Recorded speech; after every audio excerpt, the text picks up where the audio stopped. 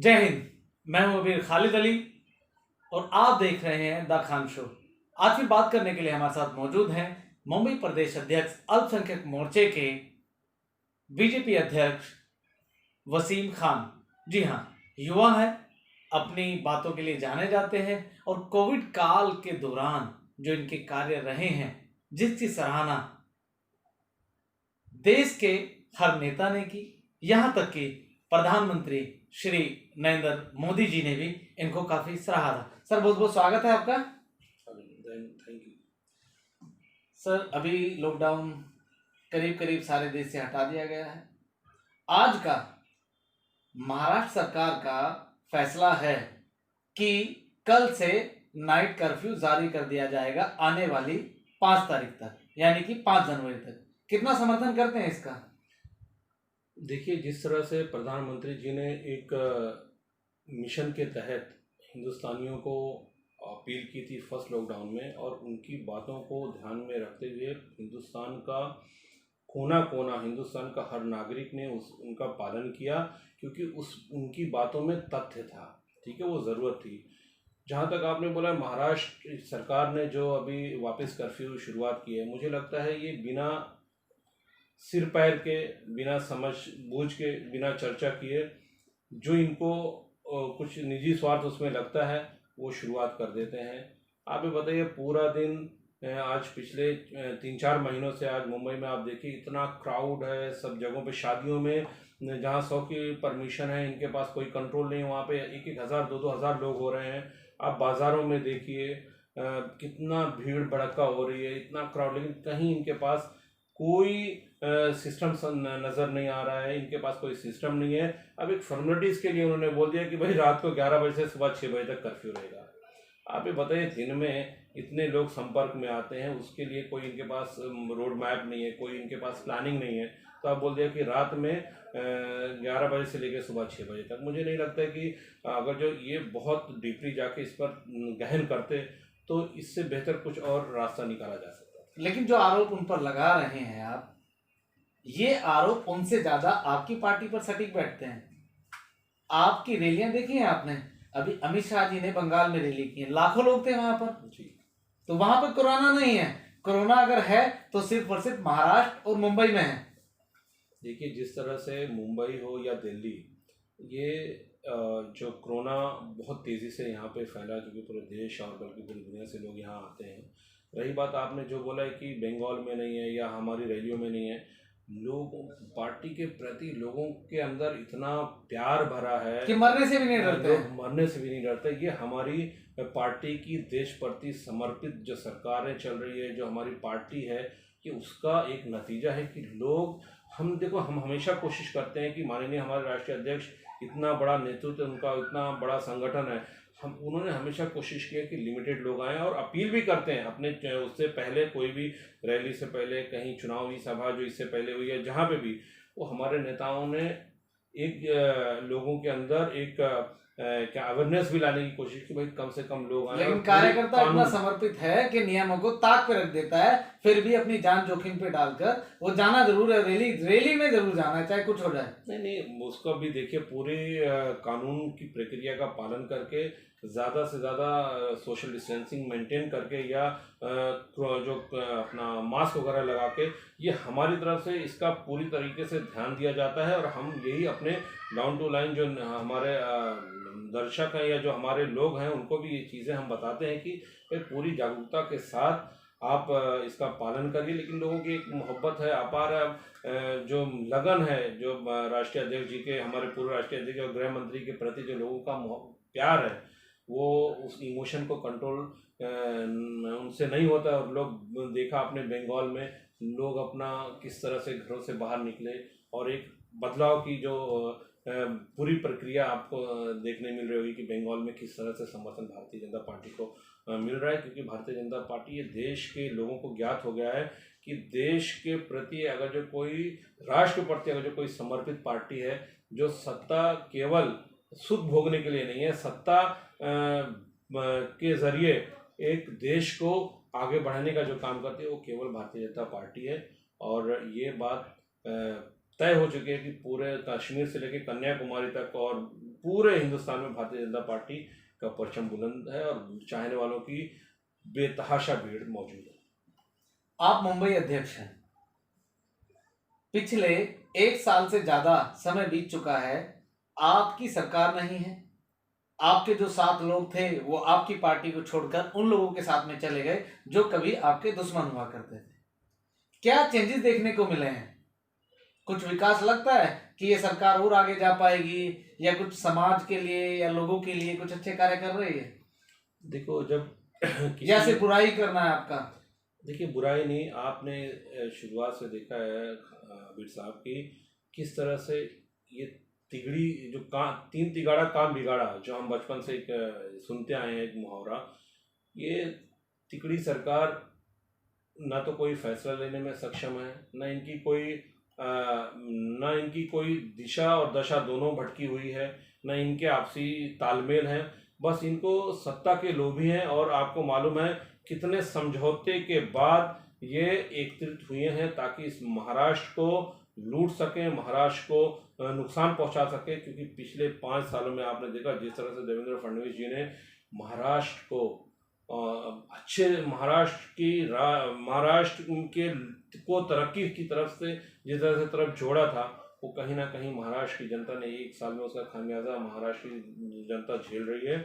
और ये सरकार अपने निजी स्वार्थ के लिए आज सत्ता में बैठी हुई है। उनको हम महाराष्ट्र के लोगों से महाराष्ट्र के हित की कोई चिंता नहीं है, महाराष्ट्र के लोगों की कोई चिंता नहीं है।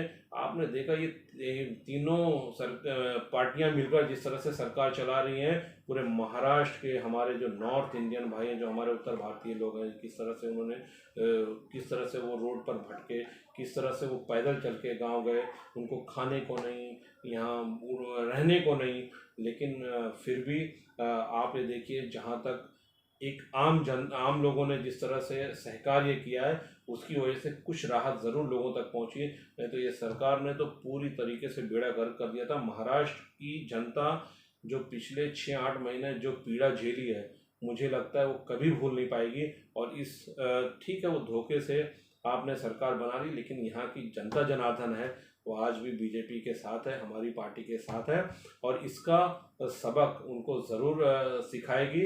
और बहुत जल्द मुझे लगता है जो महाराष्ट्र की जनता वापस भारतीय जनता पार्टी को सत्ता में देखना चाहेगी, और मुझे लगता है वो दिन बहुत करीब है।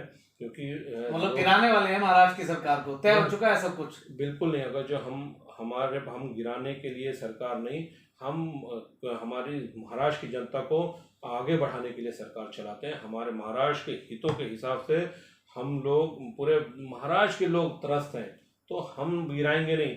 यहाँ की महाराष्ट्र जो हमारी जनता जनार्दन है महाराष्ट्र की, वो बिल्कुल लालायित है कि किस तरह से ये सरकार जो तीन तिगाड़ा काम बिगाड़ा जो चल रही है महाराष्ट्र में, वो जल्दी से गिरे। हम गिराएंगे नहीं, हमारे यहाँ की जनता गिराएगी इस सरकार को। और आपने देखा है किस तरह से जनता त्रस्त है, तो उसका नतीजा भी उनको भुगतना पड़ेगा। आप एक ऐसे समाज से आते हैं जिसका डर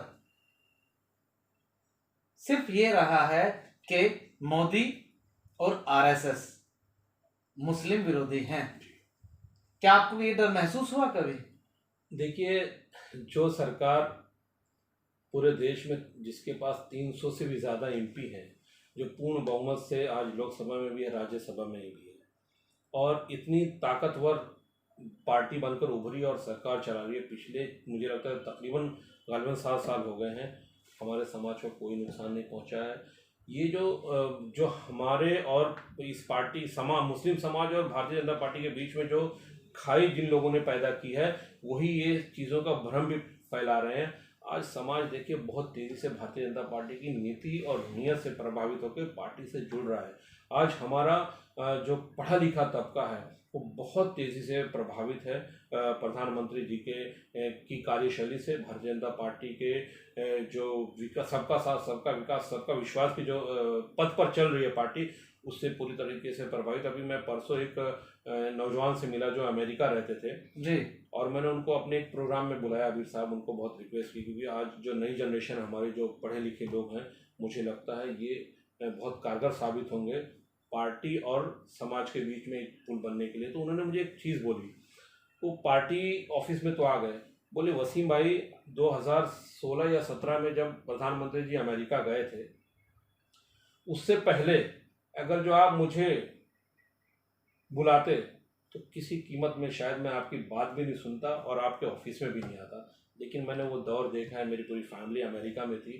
प्रधानमंत्री जब आए, आने के बाद जो हम लोगों का रुतबा, जो हम लोगों का जो जो इंडियन, जो हमेशा इंडियन को बहुत गलत तरीके से दूसरे ममालिक लेते थे, लेकिन जो इंडिया की छवि बनकर उभरी है, जो लोगों के अंदर एक रिस्पेक्ट हमने देखा है प्रधानमंत्री आने के बाद, तो हमने ये तब उस दिन से मैं बहुत तेज़ी से प्रभावित हुआ प्रधानमंत्री जी से कि हम जो हमारा देश का प्रधानमंत्री है वो कुछ करना चाहता है। आज देश देखो, हम हिंदू मुसलमान बाद में हो सकते हैं, जी। लेकिन हमारे देश की जहाँ बात आएगी तो वो देश से बड़ा कोई भी नहीं है। और देश को सही स्थिति में अगर जो पहुँचाने का काम किया है तो नरेंद्र मोदी जी ने किया। आज पूरी दुनिया में देखिए हिंदुस्तान की चर्चा हो रही है। बड़े से बड़े ममालिक जो प्रधानमंत्री जी के साथ कंधे से कंधा मिलाकर खड़े हैं, वो हमारे जो पड़ोसी मुल्क हैं, देखिए आज वो पूरे दुनिया में वो अपने मुंह के बल गिरे हैं। बिकॉज प्रधानमंत्री जी ने देश की जो छवि है, उसको असली छवि जो है उसको पेश किया है पूरी दुनिया में जाके। अपना जो रिप्रेजेंटेशन जो दिया है, उसकी वजह से भारत की छवि उभरी है। पहले के प्रधानमंत्री हम देखते थे जाके कहीं कोने में ऐसे दुबके हुए रहते थे, कहीं बिखरे हुए रहते थे। आज आप बताइए, नरेंद्र मोदी जी जाते हैं शेर की तरह, उनको बड़े से बड़े मुल्क के राष्ट्रपति प्रधानमंत्री स्वागत के लिए उनके लिए रेड कारपेट बिछाते हैं। तो ये देश, आप ये बताइए, हम देश का जब बात आएगी तो ये सब स्वाभाविक है। नरेंद्र मोदी के अलावा देश में कोई ऑप्शन हमको एक्सेप्ट नहीं है, हमको और देश की जनता को कोई ऑप्शन एक्सेप्ट नहीं। आप कहते हैं कि आज जब से मोदी सरकार आई है तब से भारत को विश्व गुरु के रूप में दुनिया देखने लगी है, लेकिन देश का किसान, जिसे धरती का भगवान बोला जाता है, अन्नदाता का दर्जा दिया गया है, वो पिछले 25 दिनों से दिल्ली की सीमा पर धरने पर बैठा हुआ है। अभी तक भी उसका कोई हल नहीं है सरकार के पास। ऐसा क्यों? देखिए, प्रधानमंत्री जी के लिए आज भी हमारे किसान भाइयों के लिए दरवाज़ा खुला है, वो उनसे बात करने के लिए आज भी तैयार हैं। देखिए, जिस प्रधानमंत्री के दिल में 137 करोड़ भारतीयों का दिल धड़कता हो, जिस प्रधानमंत्री की एक एक सांस देश के प्रति समर्पित हो, वो प्रधानमंत्री कभी देश के खिलाफ, देश के विरोध में कोई बिल नहीं ला सकते। किसी प्रांत के, किसी धर्म के खिलाफ या किसी किसान भाई हमारे अन्नदाता हैं, उनके खिलाफ मुझे नहीं लगता कि कभी कोई बिल ला सकते हैं। बस मुझे लगता है कुछ लोग जो किसानों के कंधे पर बंदूक रखकर अपनी रोटियां सेक रहे हैं, जिनकी ज़मीन मर चुकी है, सूख चुकी है, वो किसान के कंधे पर बंदूक रख के उस मिट्टी को, उस ज़मीन को उपजाऊ बनाने का प्रयास कर रहे हैं, वो बहुत जल्द बेनकाब होंगे। और आज भी किसान हमारे भोले भाले हैं, उनमें कोई कमी नहीं है। लेकिन कुछ राजनीतिक दल जो पूरी तरीके से अपनी ज़मीन खो चुके हैं, वो इनके कंधे पर बंदूक रख के अपनी राजनीतिक रोटियां सेक रहे हैं, और वो बहुत जल्द बेनकाब होंगे। और हमारे किसान भाई, आज भी हम उनके लिए हमारा दरवाज़ा खुला है। हम वो एक कदम आ रहे हैं तो हम उनके आगे 10 कदम जा रहे हैं, और वो हमारा हिस्सा है। देश, देखिए, किसान इस देश की रीढ़ की हड्डी है और उसको कोई भी सरकार नज़रअंदाज नहीं कर सकती। और ख़ासकर हमारे प्रधानमंत्री जी, जब प्रधानमंत्री जी की सरकार आई 2014 में, तो उन्होंने गांव की बात की, खेत खलियान उसकी बात की, किसानों के हक में बहुत सारे बिल लेके आए। उन्होंने जो हमारा देश का अधिक आबादी गांव में रहती है, उसको उन्होंने आत्मनिर्भर बनाने का प्रयास किया। वहाँ पे कारोबार दिए, उनके लिए घर बनाए, उनको सिलेंडर पहुँचाए। तो ऐसे प्रधानमंत्री से कोई जो गलत सोच है ऐसे प्रधानमंत्री जी के बारे में, वो पूरी तरीके से मुझे लगता है राजनीति से प्रेरित हैं। और इस देश का किसान, आम किसान खुश है। आप देखिए, जो जहाँ जहाँ पे भी किसान लोग बैठे हैं, आप बहुत सारे ऐसे मैं इंटरव्यूज देख रहा हूँ टीवी पे कि जब उनको अलग से जब उनसे बात होती है तो वो बेचारे खुश हैं। उनको तो पता ही नहीं है हमको यहाँ क्यों बिठाया गया है या हमको क्यों लाया गया है। तो ऐसे ये पूरी तरीके से मुझे लगता है राजनीति इससे प्रेरित है। हमारा किसान भोला भाला है, वो 100% बहुत जल्द इनकी जो राजनीतिक मंशा है उसको समझ जाएगा। और प्रधानमंत्री नरेंद्र मोदी जी की जो बिल है ये, उसको खुद भी वो सपोर्ट करेगा। जहाँ जहाँ बिल है देखिए, वो जिस राज्य में है वहाँ पे कोई प्रॉब्लम नहीं है। लेकिन ऐसा क्यों है कि वहां पर ज्यादातर सिर्फ और सिर्फ पंजाब के किसान ही धरने पर देखने को मिल रहे हैं? कुछ लोग आप ही की पार्टी के कहते हैं कि ये लोग वो हैं जो खालिस्तान की मांग करते हैं, ये वे लोग हैं जो CAA का विरोध करते हैं, इन्हें फंडिंग हो रही है, चाइना से पैसा आ रहा है, बिरयानी खाई जा रही है, पिज्जा खाया जा रहा है, खीर खाई जा रही है। तो इस तरह कभी विरोध प्रदर्शन नहीं होता है। तो क्या आप किसान जो इन सब चीजों को पैदा करता है वो ये सब चीजें भी नहीं खा सकता? देखिए, मैं पहले ही बोल चुका हूँ, किसान हमारा अन्नदाता है। हमें किसान से कोई शिकायत नहीं है। किसान से हम कल भी बात करने के लिए तैयार हैं, हम किसान से आज भी बात करने के लिए तैयार हैं। आप बहुत सारे वीडियो आप लोगों के चैनल के माध्यम से मैंने देखा, वहाँ खालिस्तान के नारे लग रहे हैं, पाकिस्तान जिंदाबाद के नारे लगे हैं। लेकिन लोग जो आप पाकिस्तान जिंदाबाद की बात कर रहे हैं, आप ही की पार्टी के एक उमेश नाम के नेता थे जो वहां पर ये हरकत कर रहे थे। वहां पे एक पुलिस वाले का वीडियो जो वायरल हुआ, उन्होंने कॉलर से उस व्यक्ति को पकड़ा हुआ है और कुछ किसान नेता चप्पलों से उसको मार रहे हैं। तो आप ही की पार्टी के लोगों पर यह आरोप है कि आप जाकर के उस धरने को खराब करना चाहते हैं। आपके लोग पाकिस्तान जिंदाबाद के नारे लगाते हैं। नहीं नहीं, बिल्कुल देखो, जो हमारे ऊपर आरोप लग रहे हैं ये बिल्कुल सरासर गलत है। हमें तो फिक्र हो रही है कि हमारे किसान भाई जिस तरह से ठंड में बैठ के धरना प्रदर्शन कर रहे हैं, उनको कोई नुकसान ना हो। हम उनको जगह जगह पे उनको देखिए, कोई चीज़ की तकलीफ नहीं हुई, कोई बल का प्रयोग नहीं किया गया, कभी भी नहीं। हम लोग तो उनकी जो उनकी जो भोलापन है उससे वाकिफ़ हैं।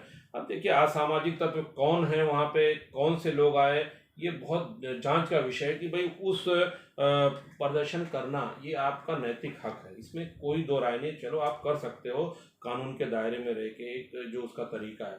लेकिन अब देखिए, उस प्रदर्शन में उसमें नारे लग रहे हैं पाकिस्तान जिंदाबाद के और खालिस्तान के। तो ये कौन लोग हैं? वहाँ पे मोदी जी को गाली दी जा रही है। एक महिला का मैंने वीडियो देखा, वो मोदी जी को कितनी अभद्र भाषा का मोदी जी के लिए इस्तेमाल कर रही हैं। तो ये सब चीज़ों के खिलाफ हम हैं। बाकी किसान से हमें कल भी शिकायत नहीं थी, आज भी शिकायत नहीं है। वो इस देश की रीढ़ की हड्डी हैं, वो हमारा हिस्सा हैं, वो हमारे अन्नदाता हैं।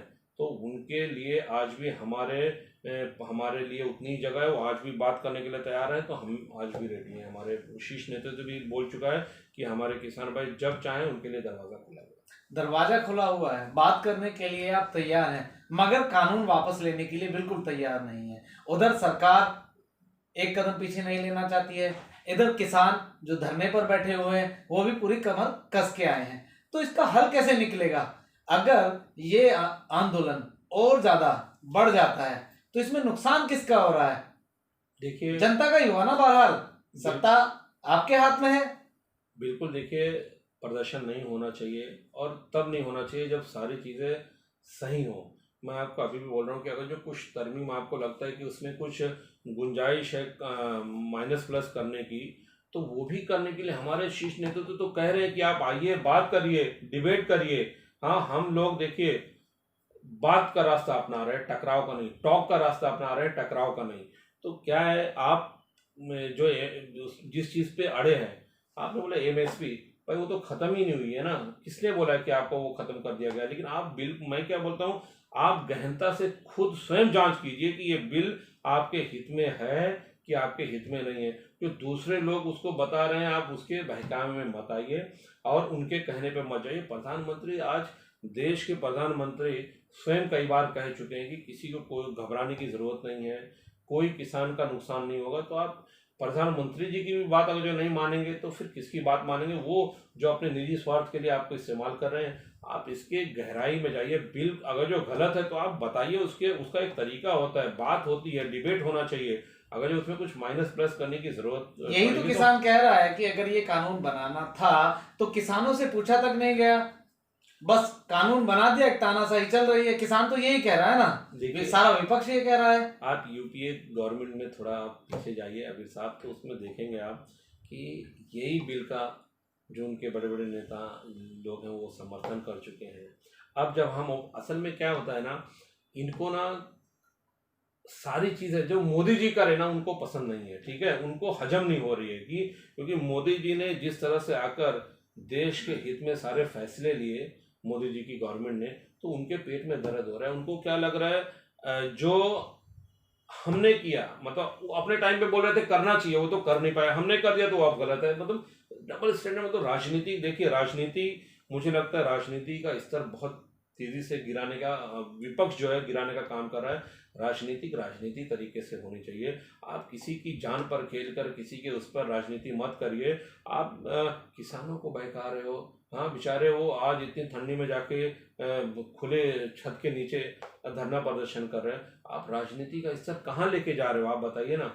हाँ, सिर्फ ये राजनीतिक भावना के साथ, हम बदले की भावना से भारतीय जनता पार्टी की जब विकासशील जो सरकार चल रही है, विकास के एजेंडे पे जो सरकार चल रही है, उसको कहीं ना कहीं विपक्ष थोड़ा डैमेज करने की कोशिश कर रहा है। उनको लगा जो है किसी किसान भाई है, कमजोरी में मिल गए, इनके कंधे पे बंदूक रख दो। नहीं, क्योंकि उनके पास ना एजेंडा है, ना उनके पास कोई विजन है, ना ऑपोजिशन। देखो, इस देश की जनता आज भी अच्छे ऑपोजिशन की तलाश में है, लेकिन उनके जो मुखिया हैं, जो दूसरी पार्टी के जो राहुल गांधी जी हैं, वो आप बताइए संसद में कितने दिन आके हमारे जनता की बात करते आप हैं। ये मानते हैं कि देश की जनता एक मजबूत विपक्ष की तलाश में है, लेकिन विपक्ष के लोगों को आप अपनी साइड कर लेते हैं तो विपक्ष तो बनने ही नहीं देते हैं ना। जो अमित शाह जी जिस तरह की राजनीति के लिए जाने जाते हैं, आप जहां 2 एमएलए होते हैं वहां तो सरकार बना लेते हैं, आप पूर्ण बहुमत की सरकार आप नहीं छोड़ते हैं। तो ये तो महाराष्ट्र है जहां पे आपने बोला 3 तिगाड़ा की सरकार चल रही है। आप मुंबई अध्यक्ष हैं बीजेपी के अल्पसंख्यक मोर्चे से। क्या आपको लगता है शिवसेना और बीजेपी क्या भविष्य में साथ आ पाएगी? देखिए, शिवसेना की जो आइडियोलॉजी है, या जो उनकी जो हमारे साथ जब थे वो लोग, जो उनकी बाला साहब ठाकरे की, ये शिवसेना नहीं है, ठीक है। तो मुझे नहीं लगता ये मूल जो अपने मुद्दों से पूरी तरीके से भटक चुकी है, ठीक है। इनको महाराष्ट्र का अपना अपमान करने की, सुनने की आदत पड़ चुकी है।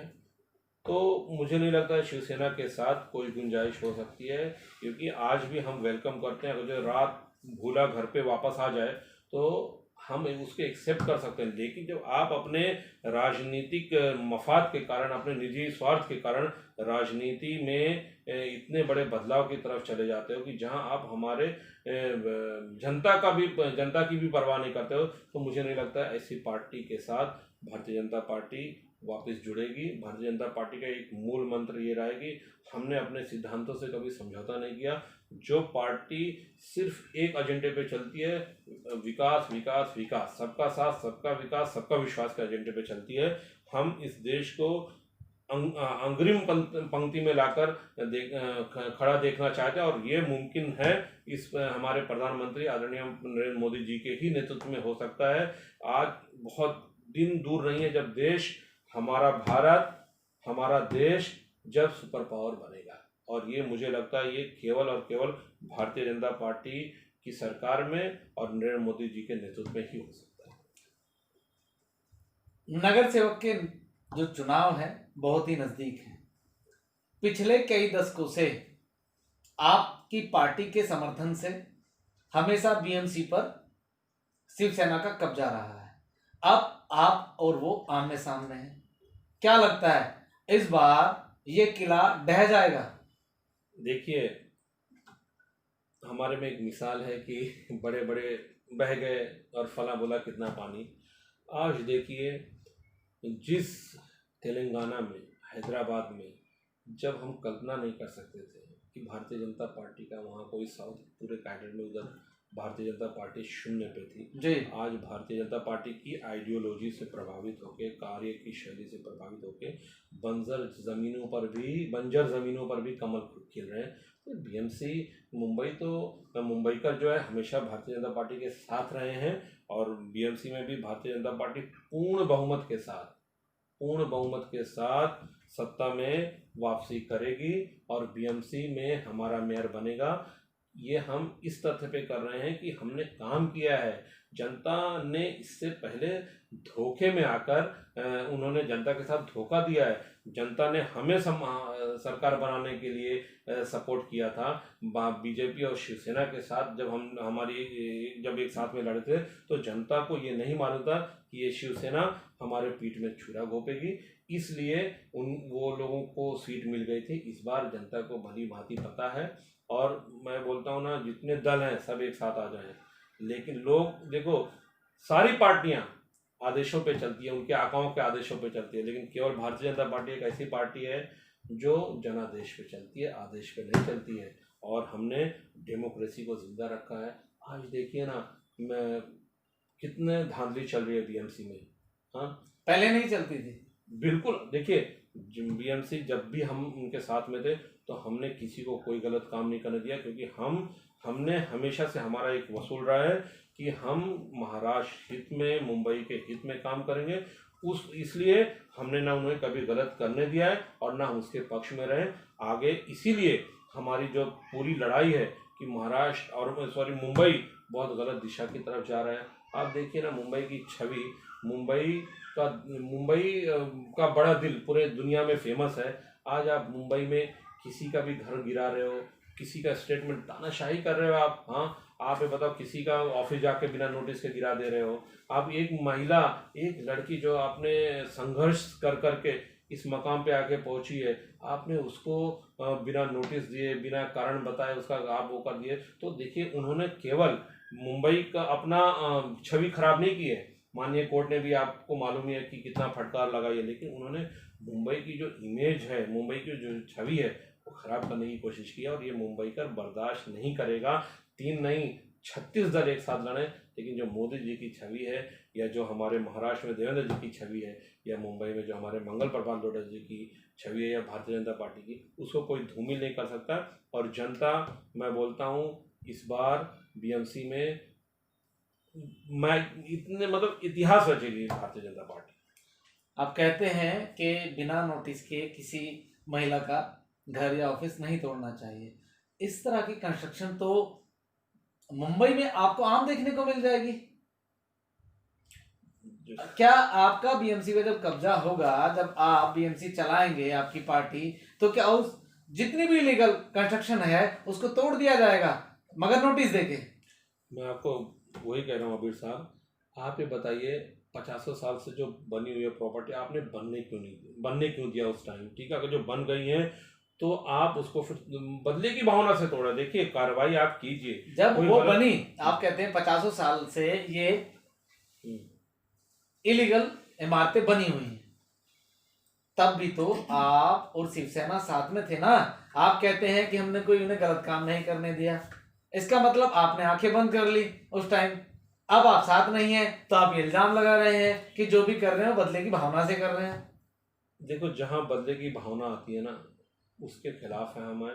आपको लगता है कि किसी ने गलत कंस्ट्रक्शन किया है, किसी ने गलत तरीके से बिल्डिंग बनाई है, घर बनाया है, तो आप सबको नोटिस दो। और भी लोग हैं, उनको भी आप, उनका भी तोड़ो। आप बदले की भावना से एक महिला या कोई भी मुंबईकर जो मोदी जी से प्रभावित है, या मोदी जी की बात करता है, भारतीय जनता पार्टी की बात करता है, विकास की बात करता है, तो अब आप उसको डराने धमकाने लगते हो, उसको नोटिस देने लगते हो, उसका घर तोड़ने लगते हो। तो ये राजनीति का स्तर मैं समझता हूँ अबीर साहब, ये सही नहीं है। बाकी गलत सही क्या है ये तो दूसरा विषय है, लेकिन आप बदले की भावना से अगर जो किसी के साथ कुछ कर रहे हो, तो ये मुझे लगता है पूरी तरीके से गलत है। हुनर हाट देश में चलाया जा रहा है, क्या इस बार भी मुंबई की सरजमी पे हुनर हाट का आयोजन होगा? देखिए, प्रधानमंत्री नरेंद्र मोदी जी के नेतृत्व में जिस तरह से अल्पसंख्यक समाज की जिम्मेदारी मुख्तार अब्बास नकवी साहब के हाथों में दी गई, वो पिछले 5 सालों में हमारे अल्पसंख्यक समाज के अंतिम पायदान पे खड़े व्यक्ति तक पहुंचने का प्रयास कर रहे हैं। देखिए, इतनी विपरीत स्थिति के होने के बावजूद जी, दिल्ली में हुनर हाट बहुत ही सक्सेसफुली खत्म हुआ, वो भी पूरी सावधानी के साथ, सोशल डिस्टेंसिंग मेंटेन करने के बाद बहुत अच्छे से सक्सेसफुली ख़त्म हुआ। अभी रामपुर के शहर में शुरुआत है, आज दूसरा तीसरा दिन है। वहाँ पे भी बहुत ही सख्ती से, बहुत ही सक्सेसफुली रन हो रहा है और लोग बहुत ही हमने प्रोग्राम लगाने से पहले लोगों के अंदर अवेयरनेस जागरूकता फैलाई कि भाई आप पूरी तरीके से सोशल डिस्टेंसिंग को मेंटेन करके, पूरी तरीके से कानून का पालन करके आप इसमें आइए, और लोग पालन कर रहे हैं बहुत तेज़ी से। आप देखिए हुनर हाट लोगों के दिलों तक पहुंच रहा है और आज अब तक कम से कम 3.5 से 4 लाख लोगों को रोजगार मुहैया हुआ है हुनर हाट के माध्यम से। आप जितने भी अल्पसंख्यक मंत्रालय की स्कीमें आप देखेंगे अगर, तो कहीं ना कहीं अल्पसंख्यक समाज को इतना फ़ायदा आज तक कभी नहीं हुआ है जितना इस मोदी गवर्नमेंट में हुआ है, जिसको मेरा प्रश्न ये नहीं था, मेरा सवाल ये नहीं था जो आपने अपनी उपलब्धियां गिनाई हैं हुनर हाट को लेकर के। मेरा सवाल ये है कि इस बार भी मुंबई की सरजमी पे हुनर हाट का आयोजन होगा या नहीं? देखिए, क्योंकि सरकार आपकी नहीं है। देखिए 4 साल से लगातार 22 दिसंबर से लेके 1 जनवरी तक यहाँ पे मुंबई में हुनर हाट लगता था, क्योंकि मुंबई का वो समय छुट्टियों का होता है, क्रिसमस की छुट्टी रहती है, 31 जो दिसंबर वो रहता है, दिसंबर लोग बहुत मनाते हैं, तो इसलिए हमारी कोशिश ये रहती थी कि दिसंबर में लगे। हमने बहुत प्रयास किया, हम लोग कलेक्टर से भी जाके मिले और हमारे यहाँ जो मिनिस्ट्री जिसका डिपार्टमेंट है उनसे भी हमने मुलाकात की, लेकिन उन्होंने बोला कि अभी ये गाइडलाइंस नहीं है कि हम परमिशन दें कोई प्रोग्राम के लिए, तो इसलिए डिले हो गया है। मुझे लगता है अभी भी हमारा प्रयास जारी है। ऐसा क्या है जो दूसरे प्रदेशों में जहां पर आपकी सरकारें हैं वहां पर बड़े अच्छे से आयोजन हो जा रहा है, तो ये कहीं राजनीतिक बदले की भावना नहीं दिखती है इसमें आपको? कहीं ना कहीं मुझे लगता है कि ये तो ज़रूर है कि इस महाराष्ट्र सरकार में जिस तरह से इन्होंने अपना रवैया दिखाया है वो संदेह के घेरे में ज़रूर है, क्योंकि दिल्ली जैसी जगह पे भी जब हमने अप्रोच किया, जब हमने उनको परमिशन दिया, तो उन्होंने बहुत डिले किया और फिर उसमें माननीय लेफ्टिनेंट गवर्नर का उसमें दखल हुआ। तब उन्होंने जाके 2 दिन पहले हमको बताया और हमने 2 दिन में तैयारी कर दी। आप सोचिए, यहाँ भी हम लोग कोशिश कर रहे हैं, कहीं ना कहीं मुझे लगता है और एक आध हफ्ता वेट देखो, हम लोग भी इसका पालन करते हैं कि कहीं ना कहीं जो कानूनी प्रक्रिया के तहत सारी चीज़ें हो, और महाराष्ट्र और मुंबई करों की सुरक्षा वो हमारे लिए सर्वोपरि है। तो ठीक है, कहीं ना कहीं अगर जो यहाँ पे थोड़ा आगे पीछे भी होगा तो हम लोग करेंगे, लेकिन कहीं ना कहीं ये सरकार को हम कितना भी विश्वास दिलाने का प्रयास कर रहे हैं कि भैया आप लगाने दीजिए, तो कहीं ना कहीं वो डिले हो रहा है। इनकी अपनी गाइडलाइन है, मैं उस पर कोई उन पर टिप्पणी नहीं करूँगा। बहरहाल हुनर हाट हमारा मकसद है लगाना, वो जैसे थोड़ा माहौल सही होगा तो हम लोग जनवरी फरवरी में लगाएंगे, लेकिन नॉर्मली दिसंबर में यहाँ पे लगता था। आपकी पार्टी की तरफ से ये कहा जा रहा है कोरोना की जो वैक्सीन है, जो दवाई है, वो जनवरी तक आ जाएगी। आप देश और दुनिया के चर्चित शहर मुंबई से अध्यक्ष हैं, इसमें कितनी सत्यता है कि वाकई में जनवरी तक हमारे देश में वैक्सीन आ जाएगी? देखो, निरंतर हमारे प्रधानमंत्री जी कोशिश में लगे हैं। उन्होंने कभी भी इस देश की सुरक्षा से समझौता नहीं किया। इस देश का हर नागरिक की सुरक्षा सर्वोपरि है। निरंतर प्रयास कर रहे हैं और जितना जल्द हो पाएगा और बेहतर हो पाएगा, हमको विश्वास रखना चाहिए। प्रधानमंत्री जी वैक्सीन का लॉन्च शुरुआत करेंगे जितना जल्दी हो पाएगा। जनवरी फरवरी मायने नहीं रखता है, मायने ये रखता है कि सफल उसका निरीक्षण हो, और सफलता से जब आए तो पूरी सफलता के साथ, तो चारों तरफ से जांच परख के बाद हिंदुस्तान में लॉन्च होगी और बहुत जल्द होगी। और मुझे लगता है हिंदुस्तान ऐसा मुल्क होगा जहां सबसे पहले सबसे सफल पूर्वक वैक्सीन लगे। मुंबईकरों के लिए और उसके साथ देशवासियों के लिए आपकी तरफ से कोई संदेश? मुंबई मेरी जान है, मुंबई हम सबकी जान है। यहाँ पे पूरे हिंदुस्तान से लोग आते हैं रोज़ी रोटी की तलाश में, और मुंबई सबको अपनाता है। और हमेशा मुंबई के लोग आपस में अमन शांति मोहब्बत के साथ रहें, यही मैं अपील करूँगा। और मुंबई देश की आर्थिक राजधानी है। मुंबई से पूरा हिंदुस्तान, आप ये सोचिए ही चलता है और मुंबई को किसी की नज़र न लगे, मुंबई इसी तरह से फलती रहे, फूलती रहे और सबको अपने अंदर समेटती रहे। Thank you. तो ये थे हमारे साथ बीजेपी अल्पसंख्यक मोर्चा मुंबई के अध्यक्ष वसीम खान। अगली बार फिर ऐसे ही किसी व्यक्ति से आपकी बात कराएंगे। देखते रहिए द खान शो। जय हिंद।